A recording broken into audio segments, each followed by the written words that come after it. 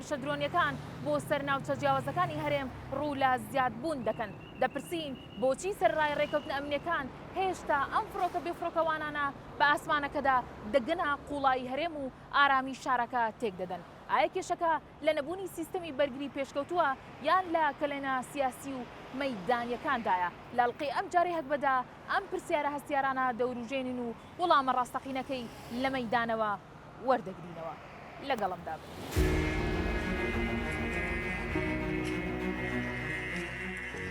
تا ئێستا لە ئەنجامی ئاڵۆزی و شەڕی نێوان ئیسرائیل و ئەمریکا لەگەڵ ئێراندا نزیکەی 1000 هێرش کراونەتە سەر هەرێمی کوردستان. بەهۆی ئەو هێرشانە زیانی زۆری گیانی و مادی لێکەوتوتەوە. هەمووان داوای پاراستن و کۆتایی هێنان بەو هێرشانە دەکەن. بەڵام هەرێمی کوردستان کارتێکی فشار یان ڕێگایەکی گونجاوی نییە بۆ ڕاگررتنی ئەو هێرشانە ئەگەرچی بەردەوام خۆی لە شەڕەکە دوور دەخاتەوە. چ ئامڕازێک لە هەرێمدا بەردەستە بۆ ئەوەی کە ئەو موشەکانە پێ پوچەڵ بکرێنەوە؟ هیچ ئامڕازێکی نییە لە هەرێمی کوردستان، نەوەکو لە هەرێمی کوردستان، تەنانەت لە هەموو عێراقدا نیە. لەبەرەوەی عێراق هیچ سیستەمێکی سەرتاسەری چاودێری ئاسمانی و بەرگری ئاسمانی نییە بە هەرێمی کوردستانیشەوە. لەبەرەوە نیەتی لە دوای ساڵی 2003ەوە ژێرخانی ئابووری عێراق، ژێرخانی ئەتوانم بڵێم پیشەسازی عێراق، ژێرخانی سەربازی عێراق هەموو وێران بوو. لە دوای ساڵی 2005ەوە کە حکوومەتی نوێی عێراق دروست بوو، وردە کە هێزەکانیان بنیات نایەوە، یەکەم وەکوتم ژێرخانەکە هەموو تێک چوو، یعنی لە کاتی 2023 بەتەواوەتی بێگومان. جگە لەوەش کۆمەڵێکی شەڕی گەورە هات بەسەر عێراقا، ینی هەلومەرجی ناوخۆیی جێگیر نەبوو.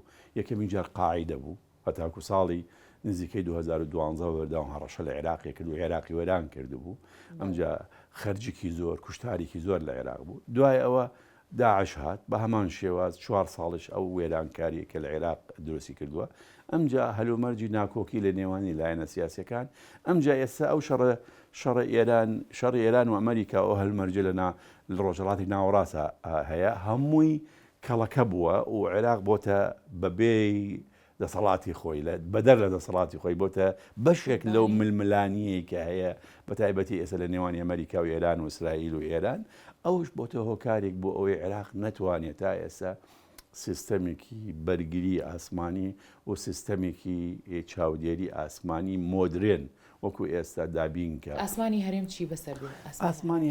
ئاسمانی هەرێم و عێراق تا ئێستا ئاسمانێکی بێسیادەیە، یعنی ئاسمانێکی بەڕەڵایە. لەبەرەوەی عێراق نەیتوانی و ئاسمانی خۆی کۆنتترۆلکە. وەکو وتم ئەو هۆکارانی کە باسم کرد پێشتر، ینی جگە لە هۆکارەکانی تر ئەو وڵاتانی کە خەریکی ململانین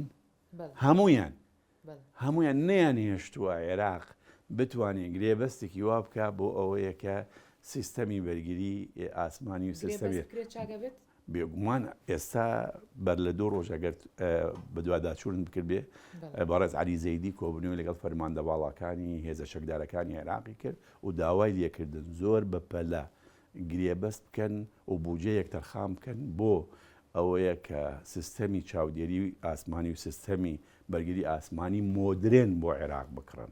یعنی ئەمە چارەکەی کۆمەڵێک شتێک، چارەی یەکەم عێراق بتوانێت کۆنتترۆلی چەک بەدەست خۆی بکە، یعنی ئەم گروپە چەکدارانەوە بکە ئیتر بە هەر جۆرێک بێت تێکەڵیان کە بە هێزە چەکدارەکان کۆتاییان پێبێنێ.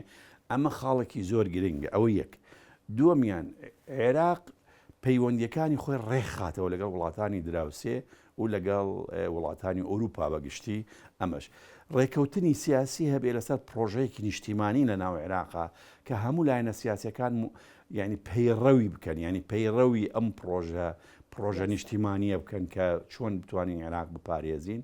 ئەمجا دوای ئەوەش بڵێن سیستەمەکانی خۆی، سیستەمی سەربازی، سیستەمی هەواڵگیری، سیستەمەکانی ئەمنی، ئەمجا جگە سیستەمی چاودێری ئاسمانی و بەرگری ئاسمانی و ئەمجا دوای دژایەتی گەندەڵی بەمانە عێراق ئەتوانی ئەو کاتە سیادەی خۆی هەم لەسەر ئەرز هەم لەسەر سنوور هەم لە ئاسمانە بپارێزێ. چونکە ئێستا لەسەر سنووریشی نیتی تەنانەت سنوور، یەکین زۆربەی وڵاتان ئەتوانن تەجاوزی سنوور بکەن. مەسەڵەن ماوەیەک پێش ئێستا ئەو هەڵڵایەک دروست بوو کە ئیسرائیل هاتبوو بنکەیەکی سەربازی دانابوو بە شوەیە کاتی لە ناوچەکانی بیابانەکانی خواروی عێراقا مەسەلەن تورکیا هەتاکو ئێستاش نزیکەی 200 کیلۆمەتری سنوور بە قۆڵای 50 کیلۆمەتر نزیکەی 80 سەربازگەی هێو تا ئێستاش هەر ماوە لە عێراق بەبێ ئەوەی کە ڕێکەوتنی هەبێ لەگەڵ عێراقا.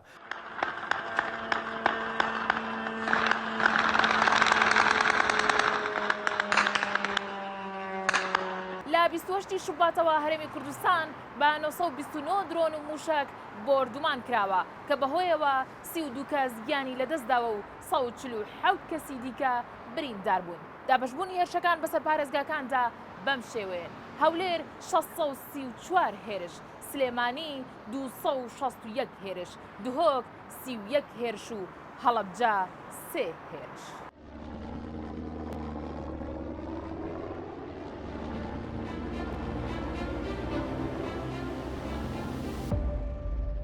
ئەو موشەکانی کە ئاراستەی هەرێم و عێراق دەکرێن بۆچی ڕاستەوخۆ ناوجەرگەی ئامانجەکانیان دەپێکێت و هۆکارەکەی چییە؟ هۆکارەکەی پەیوەندی بەوەیە، ینی ڕەنگە ئەمە زیاتر خەڵکی مختصی سەربازی باشتر بتوانێت بابەتی ئەوەشی بکاتەوە، بەڵام زیاتر ئەوەندەی کێمە بەدوادا چۆنمان کردو ئەوەیە بابەتی پێشکەوتووی تەکنەلۆجیایە بە تایبەتی لە سوپای ئێران و سوپای پاسداران ڕەنگە لە سەرتاوە لێکدانەوەی هەڵی بۆ کرابێ لە ئاستی تواناکانیان.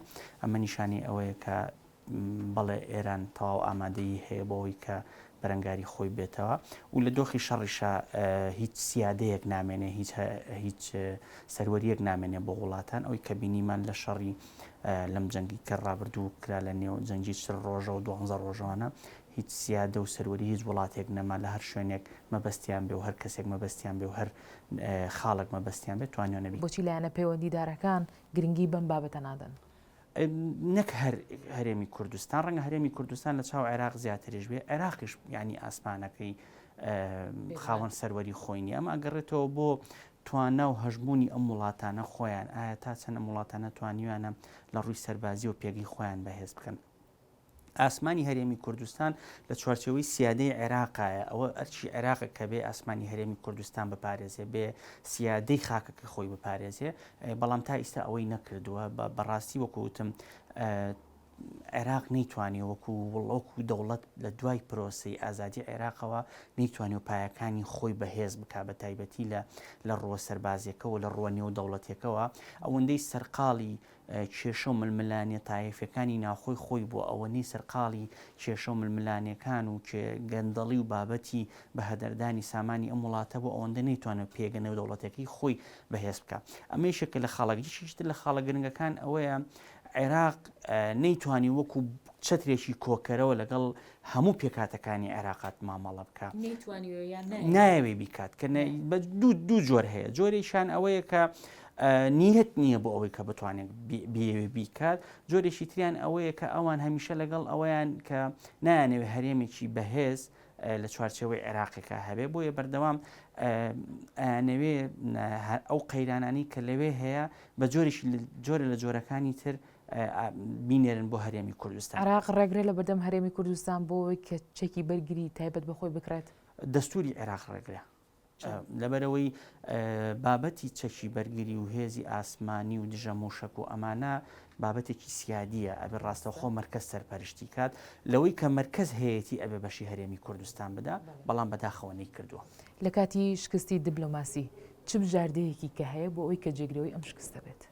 شکستی دیبلۆماسی لە چییە؟ لە ڕوا جەنگیەکە و ئابوووریەکەشیەوە. هیچ بژاردەیەکمان نییە ئێمە وەکو بژاردەیەکەوە، تەنها ئەوەیە هەر بتوانین ئێمە بارودۆخەکە ڕاگرین.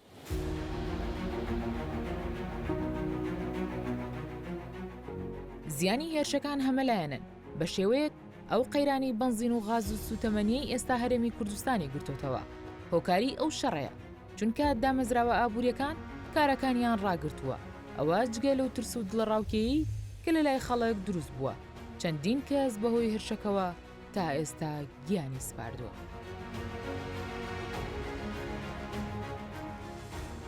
سەرەتا با لەوە دەست پێ کۆم بزانم بە ڕێکەوتنی نێوان عێراق و تاران توانیوێتی چ سنوورێک دانێت بۆم هەموو هێرشەی کە دەکرێتە سەر هەرێمی کوردستان؟ هێرشە درۆنیەکان مەبەستن. 2025 حکوومەتی عێراقی لەگەڵ حکوومەتی ئێرانە ڕێکەوتن نامەیەکیان واژۆ کرد لە مانگی هەشتا بۆ کات قاسم عرەجی سەرۆکی ئەنجومەنی نیشتیمانی عێراق بوو ئەو کات عەلی لاریجانیش ڕێکەوتن نامەیەکیان واژۆ کرد بەڵام بەپێی ئەو دۆخ و بارودۆخی کە لەو کاتەیە هەبوو لە ساڵی 2025 زۆر جیاوازتر بوو لەگەڵ ئێرە دۆخی ناوچەکە لە دوای 2025ەوە قۆناغێکی دیکە ڕووی لە ناوچەکە کرد ئەوە بوو شەڕی ئێران و ئەمریکا و تایبەت ئیسرائیل گەشتەوە قۆناغی کە جەنگەکە زۆر ئاڵۆزتر بوو هەڵبەتە ئێران دوورکەوتەوە لەو ڕێکەوتن نامەیەوە و کاریگەری نەبوو بە حکمی لە هەندێک هۆکارەوە هەندێک هۆکار هەیە یەکێک لەوانە کە بارودۆخی سیاسی عێراق بارودۆخی ناوخۆیی وە پێگەی نێودوڵەتی عێراق لە ناوچەکەدامان هەولێر هیچ کارتێکی فشاری بەدەستەوە لە ئێستادا بابەتی هەولێر و کارتی فشاری هەرێمی کوردستان هەمیشە هەم عێراق و هەم هەرێمی کوردستان لە سەرەتای دروستبوونی گرژی و ئاڵۆزیەکانەوە لە ناوچەکەدا خۆی بە دوورخستووە یاخود دوور کەوتۆتەوە ویستی ینی خۆی نەکردو بە بەشێک لەو گرژیانی کە لە نێوان ئێران و ئەمریکا هەیە بەرکەوتوو بە بە حکمی ئەوەی کە لە ڕووی سنووری جغرافیەوە ئێران هاوسنوورە لەگەڵ هەرێمی کوردستان و عێراقا بێگومان ئەمەش کاریگەریەکی ڕاستەوخۆی هەیە لەسەر ئەو ئاڵۆزیانی کە دروست بووە و یاخود با بڵێن پشتی شێری بەرکەوتووە لە هەندێک ڕوبەڕووبوونەوەیە واتە ینی بە درۆن بە ئامانجگیراوە خەڵکی هەرێمی کوردستان شەهیدیان داوە لەو پێناوەدا یان ئەمە کاریگەریکی نەرێنی خراپی هەبوو بەسەر هەرێمی کوردستان بەڵام هەرێمی کوردستان هەمیشە پێداگر بووە لەوەی کە دوورکەوێتەوە لەو گرژی و ئاڵۆزیانە و هەمیشە حقیقەتێک هەیە ڕاستیەک هەیە بێمە باسی لێ بکەینەوەش کە هەرێمی کوردستان بەشێکی نەبراوە لە عێراق بەشێکە لە عێراق دەبێت ئەو بابەتە بە دیبلۆماسیەت یەکلایی بێتەوە واتە چۆن حکوومەتی عراقی وەزارەتی دەرەوەی عراقی هەیە حکوومەتی هەرێمی کوردستان وەکو وتم ئاماژە پێدا کە ئەگەر ئەو هاودەنگی هەبێت لە ناو هەرێمی کوردستانە لا نەسیاسەکان ڕێک بن لەسەر ئەم پرسانە بە تایبەتی دەتوانن لەم ڕێگایەوە لەگەڵ حکوومەتی عراقا بگەنە ئامانجێک کە لە چوارچێوەی عراقا بەپێی ئەو یاسانی و دەوڵەتیانی هەیە هەرێمی کوردستان پارێزراوە بێ لە هەر هێرشێکی دەرەکی لە ئێرانەوە بێ یاخود لە هەر بابەتی ڕاستەقینەکەیە سیناریۆ ڕاستەقینە ئەخر سیناریۆ واتای ئەوەی کە پاراستنی هەرێمی بەڵێ هەرێمی کوردستان پێویستی بە کۆدەنگی هەیە لە ناو خۆیان تۆکمەکردنی نێوماڵی کوردی ئەمە گرنگیەکە من ئەمە ناڵێم سیناریۆ بەڵام زەحمەتیش نییە بەڵام قورسە زۆر بەپێ ئەم پێشبینیانەیان نەخم دۆخی ئێستا کە دەیبینی بەڵام ئەوەی کرێت بەرەو باشتر ڕۆتوانێت لە ڕێی حکوومەتی عراقیەوە تەنها چارەسەر و تەنها دەواازەی حکوومەتی هەرێمی کوردستان وەزارەتی دەرەوەی عێراقا تا نیگەرانیەکانی و چارەسەرکردنی کێشەکانی لەو ڕۆوە بکەن. پاراستنی سەروەری خاک و ئاسمانی هەرێمی کوردستان لە هێرشی درۆنی بۆ تا یەکێک لە دۆسیە ئەمنیە هەرە گرنگەکان لایەنە فەرمیەکان جەخت لەسەر ئەوە دەکەنەوە کە پاراستنی ئاسمان ئەرکێکی هاوبەشی نێوان هەولێر و بەختایە. سەرباری بوونی ڕێکەوتنی ئەمنی هێشتا نەبوونی سیستەمی بەرگری ئاسمانی پێشکەوتوو یەکگرتو لە هەندێک ناوچەدا وەک کلێنێکی گەورە ماوەتەوە. ئێستا هەوڵەکان بۆ پڕکردنەوەی ئەم بۆشایە ئاسمانیە و بەهێزکردنی هاو ئاهەنگیە سەربازیەکان لە ئارادان بە ئامانجی پاراستنی سەقامگیری شارەکان و دوورخستنەوەی سەرجەم هەڕەشەکان. سوپاس بۆ ئەمانەوەتان، سوپاس بۆ هاوکارانم. تا بەرنامەیەکی دیکە بەخۆی گەورەتان دەسپێرم، ماڵتان ئاوەدە.